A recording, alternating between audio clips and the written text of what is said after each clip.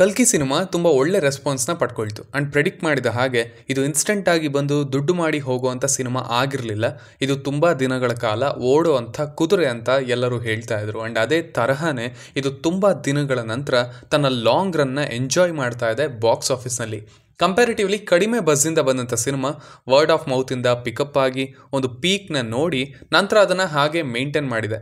And then ದೊಡ್ಡ ಸಿನಿಮಾಗಳು ಬಂದರೂ ಕೂಡ ಅವು ಅಷ್ಟು ಇಂಪ್ಯಾಕ್ಟ್ಫುಲ್ ಆಗಿ ಇರದ ಕಾರಣ, ಫೇಲ್ ಆದ ಕಾರಣ ಸಿನಿಮಾಗೆ ಒಂದೊಳ್ಳೆ ಪ್ಲಾಟ್ಫಾರ್ಮ್ ಸಿಕ್ತು, ಫೀಲ್ಡ್ ಸಿಕ್ತು. ಆ್ಯಂಡ್ ಅದು ತುಂಬಾ ಹೆಲ್ಪ್ ಆಯಿತು ಈ ಬಾಕ್ಸ್ ಆಫೀಸ್ ಕಲೆಕ್ಷನ್ನಲ್ಲಿ. ಸೊ ಇದೇ ರನ್ನಲ್ಲಿ ಇದರ ಕನ್ನಡ ಡಬ್ಡ್ ವರ್ಷನ್ ಒಂದಷ್ಟು ರೆಕಾರ್ಡ್ಗಳನ್ನು ಮಾಡಿದೆ. ಹಾಗೆ ಓವರ್ ಆಲ್ ಆಗಿ ಈ ಸಿನಿಮಾ ಬೆಂಗಳೂರಿನಲ್ಲಿ ಶೋಗಳ ಕೌಂಟ್ನಲ್ಲಿ ರೆಕಾರ್ಡನ್ನು ಮಾಡಿದೆ ಕೂಡ. ಆ್ಯಂಡ್ ಸರ್ಪ್ರೈಸಿಂಗ್ಲಿ ಇದು KGF ಚಾಪ್ಟರ್ 2ನ ಬೀಟ್ ಮಾಡಿದೆ ಬೆಂಗಳೂರಿನಲ್ಲಿ ಇನ್ terms of show count. So ಈ ಎಲ್ಲ ರೆಕಾರ್ಡ್ಗಳ ಬಗ್ಗೆ ಒಂಚೂರು ಮಾತಾಡಿಕೊಂಡು ಬರೋಣ ಬನ್ನಿ. ಕನ್ನಡ ಡಬ್ಡ್ ವರ್ಷನ್ನ ಕಲೆಕ್ಷನಲ್ಲಿ ಸಲಾರ್ ಒಂದು ರೆಕಾರ್ಡನ್ನು ಮಾಡಿತ್ತು. ಮೊದಲ ಬಾರಿ 6 ಕೋಟಿಯನ್ನು ದಾಟಿದ ಸಿನಿಮಾ ಸಲಾರ್ ಆಗಿತ್ತು ಕನ್ನಡ ಡಬ್ಡ್ ವರ್ಷನಲ್ಲಿ. ಟೋಟಲ್ ಆಗಿ ಅದು 6.25 ಕೋಟಿಯನ್ನು ಕಲೆಕ್ಟ್ ಮಾಡಿತ್ತು. ಇನ್ಫ್ಯಾಕ್ಟ್ ಮೊದಲ 2 ದಿನದಲ್ಲಿ 2 ಕೋಟಿಯನ್ನು ಕಲೆಕ್ಟ್ ಮಾಡಿತ್ತು ಸಿನಿಮಾ. ಇದಕ್ಕೆ ಹೆಚ್ಚು ಕ್ರೆಡಿಟ್ ಹೋಗೋದು ಹೊಂಬಾಳೆ ಅವರಿಗೆ. ಅವರು ಸಿಂಗಲ್ ಸ್ಕ್ರೀನ್ಗಳಲ್ಲಿ ಹೆಚ್ಚು ಕನ್ನಡ ವರ್ಷನ್ನ ಪ್ರಮೋಟ್ ಮಾಡಿದರು. ಮೊದಲ ದಿನನೇ ಹೆಚ್ಚು ಕನ್ನಡ ಶೋಗಳನ್ನು ಕೊಟ್ಟಿದ್ರು ಬೇರೆ ಸಿಟಿಗಳಲ್ಲಿ. ಅದಕ್ಕೇ 2 ದಿನಕ್ಕೆ 2 ಕೋಟಿಯನ್ನು ಗಳಿಸಿ ಟೋಟಲ್ 6.25 ಕೋಟಿಗೆ ನಿಂತಿತ್ತು ಸಿನಿಮಾ. ಅಂಡ್ ಅದೇ ಹೈಯೆಸ್ಟ್ ಕನ್ನಡ ಡಬ್ಡ್ ವರ್ಷನ್ಗೆ. ಈಗ ಕಲ್ಕಿ 2898 ಈ ನಂಬರ್ನ ಬೀಟ್ ಮಾಡಿದೆ. ಟೋಟಲ್ ಆಗಿ 6.25 ಕೋಟಿಯನ್ನು ಕಲೆಕ್ಟ್ ಮಾಡಿದ ಸಿನಿಮಾ ಆಸ್ ಆಫ್ ನವ್. ಅಂಡ್ ಇದೇ ಸ್ಪೀಡ್ನಲ್ಲಿ ಇದು ಕನ್ನಡ ಡಬ್ಡ್ ವರ್ಷನಲ್ಲಿ 7 ಕೋಟಿಯನ್ನು ದಾಟೋ ಸಾಧ್ಯತೆ ಕೂಡ ಇದೆ. ಒಂದು ಹೊಸ ಮೈಲಿಗಲ್ಲು ಕನ್ನಡ ಡಬ್ಬಿಂಗ್ನಲ್ಲಿ. ಇನ್ಫ್ಯಾಕ್ಟ್ ನೀವು ನೋಡಿದ್ರೆ ಇದರ ಮೊದಲ ದಿನದ ಕಲೆಕ್ಷನ್ 33 ಲಕ್ಷ ಅಷ್ಟೇ. ನಂತರ 4 ದಿನದಲ್ಲಿ 2 ಕೋಟಿಯನ್ನು ಕಲೆಕ್ಟ್ ಮಾಡ್ತು.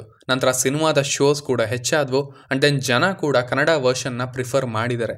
ತನ್ನ 2ನೇ ವಾರದಲ್ಲಿ ಬೆಂಗಳೂರಿನಲ್ಲಿ ಹೈಯೆಸ್ಟ್ ನಂಬರ್ ಆಫ್ ಶೋಸ್ ತಗೊಂಡಿರೋದು ಕನ್ನಡ ವರ್ಷನ್ಗೆ, 116 ಶೋಸ್. ಅದು ಜನ ಕನ್ನಡದಲ್ಲಿ ನೋಡೋದಕ್ಕೆ ಇಷ್ಟಪಡ್ತಾರೆ, ಆ ಜನ ಇದ್ದಾರೆ ಅನ್ನೋದನ್ನು ಪ್ರೂವ್ ಮಾಡುತ್ತೆ. ಇದು 3ನೇ ವಾರಕ್ಕೆ 45ಕ್ಕೆ ಇಳಿತು, ಬಿಕಾಸ್ ಅಲ್ಲಿ ಇಂಡಿಯನ್ 2 ಎಂಟ್ರಿ ಕೊಟ್ಟಿದ್ರಿಂದ. ಬಟ್ ಅಗೇನ್ ಆ ಸಿನಿಮಾ ಅಷ್ಟು ಒಳ್ಳೆ ರೆಸ್ಪಾನ್ಸ್ನ ಪಡ್ಕೊಳ್ದೇ ಇದ್ದಿದ್ದರಿಂದ ಈಗ 4ನೇ ವಾರಕ್ಕೆ ಆ ಶೋ ಕೌಂಟ್ 60ಕ್ಕೆ ಏರಿದೆ. ಸೊ ಇದು ಕೂಡ ಅದನ್ನೇ ಹೇಳುತ್ತೆ, ಡಿಮ್ಯಾಂಡ್ ಇದೆ ಕನ್ನಡ ಡಬ್ಡ್ ವರ್ಷನ್ಗೆ ಅಂತ. ಮೊದಲ ದಿನ 33 ಲಕ್ಷ, 2ನೇ ದಿನ 42 ಲಕ್ಷ, ಬಟ್ 10ನೇ ದಿನ 64 ಲಕ್ಷ, 11ನೇ ದಿನ 72 ಲಕ್ಷ.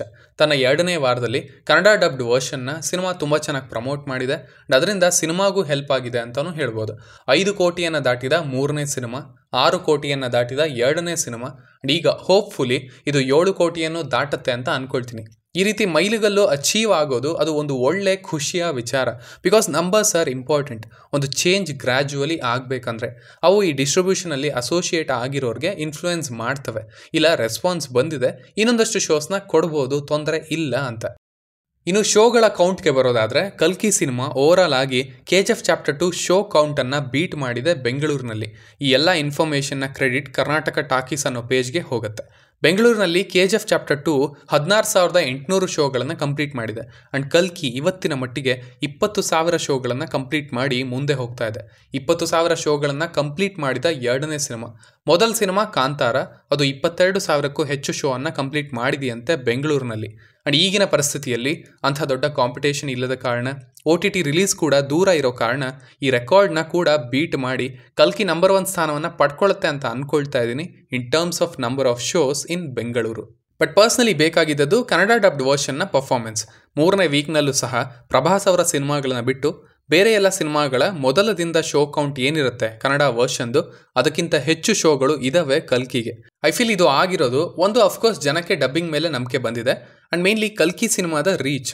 ಇದು ಇಂತಿಷ್ಟೇ ಥರದ ಆಡಿಯನ್ಸ್ಗೆ ಅಂತ ಸೀಮಿತವಾಗಿ ಉಳಿಲಿಲ್ಲ. ಮೊದಲು ಅದಿತ್ತು ಸೈಫೈ ಅಂತ.